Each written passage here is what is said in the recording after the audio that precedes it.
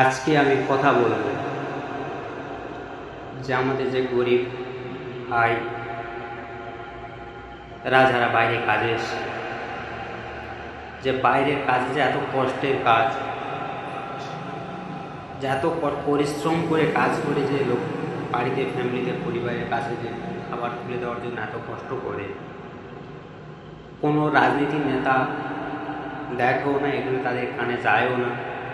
ভোটের সময় এলে তখন তাদের একটু মায়া দেখায়, ভোটের সময় ওরা একটু এসে সাধারণ মানুষের পাশে দাঁড়াবে, একটুখানি ঘুরবে, লোকের পিছনে বলবে হ্যাঁ আমরা তোমার সব করে দেবো, এই করে দেবো, তাই করে দেবো।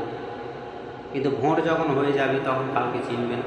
সেই গরিব মানুষ যার কাজ করার সে কাজ করবে। আর নেতাদের কথা শুনে, বিশেষ করে গরিব ভাই বোনদের বলবো, কোনো নেতার কথা শুনে কোনো গণ্ডগোলে পা দেবে না। কারণ ভোট হয়ে গেলে সেই তুমি মারপিট করবে, তুমি মার খাবে বা তুমি একজনকে মারবে, কেস তুমি খাবে, সেও খাবে, তুমি ছুটবে। টাকা তোমার ভোটের সময় তোমার কিছু টাকা দিয়ে তোমার সান্ত্বনা দেবে, আমরা তোমার পাশে আছি।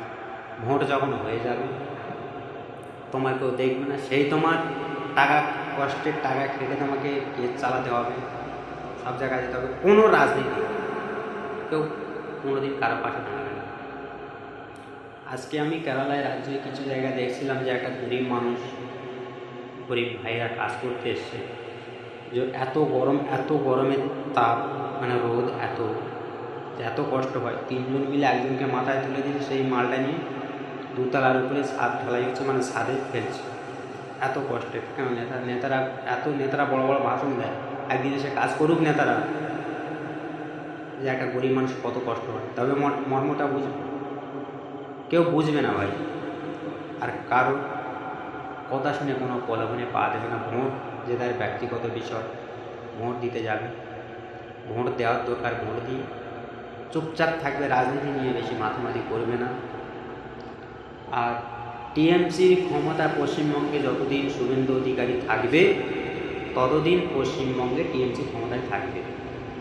কারণ টিএমসির প্লাস পয়েন্ট হচ্ছে শুভেন্দু অধিকারী, যে আজকের সাম্প্রদায়িক উস্কানি মনে কথা, যে কথাগুলো বলে, এই কথাটাই হচ্ছে মানুষের চিন্তাধারার দিক। আর বিজেপি তো কাউকে, বাংলার মানুষকে কোনোদিন ভালো চায়নি আর ভালো চাইবেও না। আর বিজেপি যতগুলো আছে সব দালালগুলো, মানে এটা হচ্ছে দালাল, মানে এদের নিজেদের স্বার্থের জন্য এরা দালালি করছে। আর বিশেষ করে বিজেপি ছাড়া যে যেটা ভালো লাগবে তাদের ভোট দেবে, কিন্তু বিজেপিকে ভোট দিতে যাবে না। এরা হচ্ছে সব দালাল, এক একজন এক একটা রকম দালাল। যেমন শুভেন্দু অধিকারী,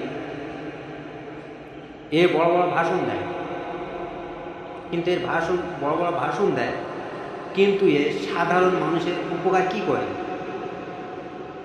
সাধারণ মানুষের পাশে কত কি দাঁড়াবে? হ্যাঁ দাঁড়াবে, একটা কোনো মানুষের যদি কিছু হয় সে জায়গায় গিয়ে রাজনীতির সাথে নিয়ে রাজনীতি করবে। আর যার বাড়িতে ক্ষতি হয়েছে সে কোনো কিছু পাবেও না, আর কোনো কিছু থাকবে না, তার চুপচাপ মেরে সে কাঠের পুতুল হয়ে যাবে। তবে বিশেষ করে শুভেন্দু অধিকারী কথা শুনে কেমন মাথামাতি করবে না। শুভেন্দু অধিকারী হচ্ছে একটা দালাল। এ মানুষকে ভালোর থেকে খারাপ চায় বেশি, আর এ খারাপ পছন্দ করে, লোকটাই খারাপ, এ ভালো নয়। আজকের পশ্চিমবঙ্গে বিগত আগে যে নরেন্দ্র মোদী এসে যে ভাষণগুলো দিয়ে গেছিলো, বা আমরা যে কথাগুলো, পরিস্থিতিগুলো যেগুলো দিয়ে গেছিলো, একটাও কোনো কাজ করেছে পশ্চিমবঙ্গে? করেনি। অথচ পশ্চিমবঙ্গে করেনি, কিন্তু পশ্চিমবঙ্গের মানুষকে যা বাইরের রাজ্যে কাজে এসে যা হেনস্থা হতে হয়েছে, এরকম অন্য কোনো রাজ্যে হয়নি। আমাদের পশ্চিমবঙ্গের মানুষকে কত রকম যে হেনস্থা করেছে, এরকম অন্য রাজ্যে হয়নি। নরেন্দ্র মোদীর কাছে কি খবর যায়নি? শুভেন্দু অধিকারী কি পায়নি? সুকান্ত মজুমদার পার্লামেন্টে গিয়ে কথা বলছে, পার্লামেন্টে কি ওগুলো, এইসব কথাগুলো কি বলতে পারেনি? বলবে না, কারণ মার কাছে কারা গরিব খাবে, মার খেলে গরিব খাবে, ওদের তো কোনো যায় আসে না। ওরা তো যাবে এখান থেকে এসি ঘরে ঢুকবে, 1 মিনিটের মধ্যে বেরিয়ে বলবে, 5 বছর পরে এসে বলবে তোমরা আমার ভোট দাও, আমি তোমাদের পাশে থাকবো, এই থাকবো ওই থাকবো, কিন্তু কিছুই থাকবে না। যে সাধারণ মানুষ যে কর্মক্ষেত্রে কাজ করতে হয় তার কাজ করে খেতে হবে। ওরা আমাদের টাকা নিয়ে বিলাসিতা করবে, আমাদের টাকা নিয়ে চলবে, আবার ফের আমাদের মারার পরিকল্পনা করবে, আমাদেরকে কেস দেওয়া হবে। তাই বলবো সাধারণ মানুষ, গরিব মানুষদের বলবো যারা খেটে খাও, রাজনীতির পিছনে থেকো না। আর যদি আমার এই কথাটা যদি কারো ভালো লেগে থাকে, শেয়ার করবে, কমেন্ট করবে। তোমাদের কমেন্ট শেয়ার করলে ভালো লাগলে আবার আমি নতুন নতুন কথা নিয়ে আবার আসবো, সাহস পাবো। তোমরা সাপোর্ট দিলে আমি সাহস পাবো। এই বলে আমি এখানে শেষ করছি।